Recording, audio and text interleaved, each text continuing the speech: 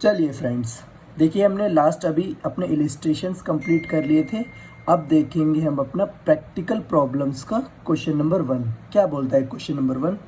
देखिए, from the following information extracted from the books of accounts of IMAX limited, calculate percentage change in earning per share.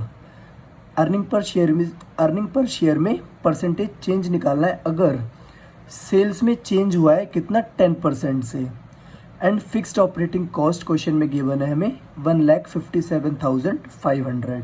ठीक है, फिर इसके बाद information given है, EBIT given है 31,50,000 का, और अर्निंग बिफोर टैक्स गिवन है 14 lakhs का। ठीक है, चलिए देखते हैं सॉल्यूशन में क्या है।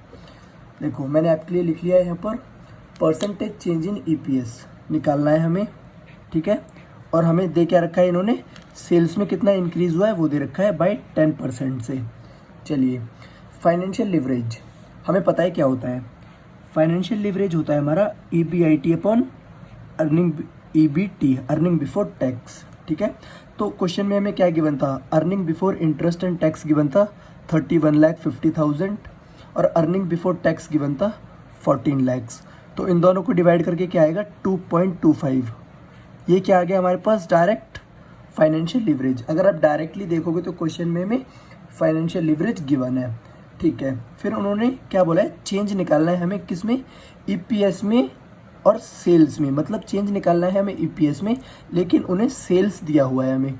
तो पता है जब भी हमें EPS और सेल्स का रिलेशन दे रखा हो तो वो किससे निकलेगा, कंबाइंड लिवरेज से। तो हम देखेंगे कंबाइंड लिवरेज। अब कंबाइंड लिवरेज के लिए हमें फाइनेंशियल लिवरेज चाहिए, हमें उसके बाद ऑपरेटिंग लिवरेज चाहिए। उन दोनों को मल्टीप्लाई करके हम कंबाइंड लिवरेज निकाल देंगे। फिर वहाँ से परसेंटेज चेंज का फॉर्मूला लगा देंगे कंबाइंड लिवरेज का। ठीक है, तो अब हमारे पास फाइनेंशियल लिवरेज आ चुका है 2.25। इसके बाद हम ऑपरेटिंग लिवरेज भी निकाल लेंगे। ऑपरेटिंग लिवरेज आप सभी को पता है, ऑपरेटिंग लिवरेज का फॉर्मूला क्या होता है, कॉन्ट्रीब्यूशन अपॉन EBIT।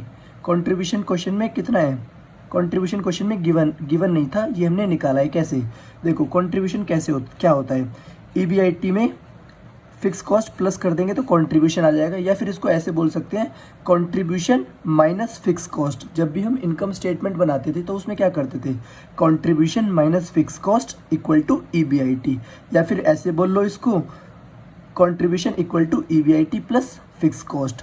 तो ये हमारा कितना आ गया, कॉन्ट्रीब्यूशन 3,70,500 है ये। ठीक है, और EBIT हमारा कितना है, 31,50,000। ओके, तो यहाँ से हमारा ऑपरेटिंग लिवरेज कितना आ जाएगा, ऑपरेटिंग लिवरेज आ जाएगा 1.05। ओके, 1.05 हमारे पास ऑपरेटिंग लिवरेज आ गया। तो हमारे पास फाइनेंशियल लिवरेज भी है, ऑपरेटिंग लिवरेज भी है।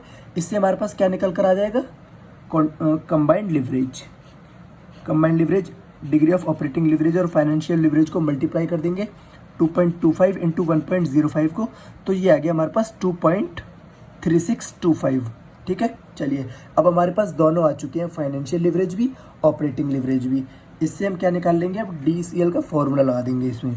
DCL का फॉर्मूला क्या होता है, आप सभी को पता है DCL का फॉर्मूला क्या होता है, percentage change in EPS divided by percentage change in sales. ठीक है, percentage change in EPS divide by percentage change in sales, ये वाला फॉर्मूला लगा देंगे। अब हमारे पास सब कुछ गिवन है क्वेश्चन में, और जो हमें निकालना है वो आ जाएगा। क्या निकालना था हमें निकालना था परसेंटेज चेंज इन EPS। ठीक है, देखो ये हमारे पास निकल के आ गया था। कंबाइंड लिवरेज क्या होता है, 2.3625।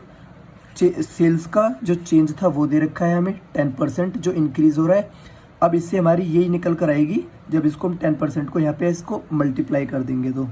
ठीक है, मल्टीप्लाई करने के बाद क्या आएगा, 23.625%। इसका मतलब क्या है, अगर हमारा सेल्स में 10% से इंक्रीज होगा, अगर हमारा सेल्स में क्या होगा, 10% से इंक्रीज होगा, तो हमारा EPS में कितना इंक्रीज होगा, 23.625%। ठीक है, आई होप आपको ये वाला क्वेश्चन अच्छे से समझ आ गया होगा। Thank you.